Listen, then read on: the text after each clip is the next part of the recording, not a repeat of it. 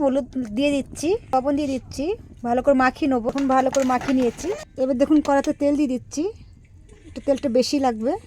তো দেখুন তেল গরম হয়ে গেছে, মাছগুলো দিয়ে দিচ্ছি। দেখুন জিরে আদা বেটে নিচ্ছি। এখন এই তেলের মধ্যে জিরে আর তেজপাতা দিয়ে দিচ্ছি। পরে একটা পেঁয়াজ, কাঁচা কুচানো পেঁয়াজ দিয়ে দিচ্ছি, লাল লাল করে ভেজে নেবো। দেখুন লাল লাল করে ভাজা হয়ে গেছে। কারি পাতা দিয়ে দিচ্ছি আমি তেলের মধ্যে, হালকা করে ভেজে নেবো।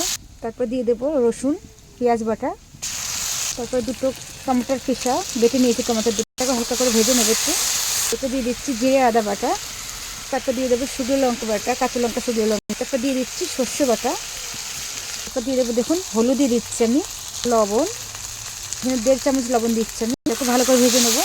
দেখুন মশলাটা কষানো হয়ে গেছে, তেল ছেড়ে দিয়েছে। আমি জল দিয়ে দিচ্ছি মাপ মতন। ঝোলটা ফুটে গেছে, ভাজা মাছগুলো দিয়ে দিচ্ছি। 5 মিনিটের জন্য ঢেকে দিচ্ছি।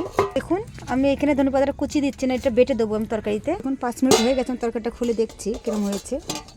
বেটে দিয়ে দিচ্ছি 4টে কাঁচা লঙ্কা চিরা, দেবো দেখুন ধনিয়া পাতা বাটা। দেখুন ভালো করে মিক্স করে নিচ্ছি। এখন তরকারিটা হয়ে গেছে, নামিয়ে নিচ্ছি। এখন এই রেসিপিটা আপনাদের কিরম লেগেছে আপনারা কমেন্ট করে বলবেন, আর পেজটাকে ফলো করবেন আপনারা।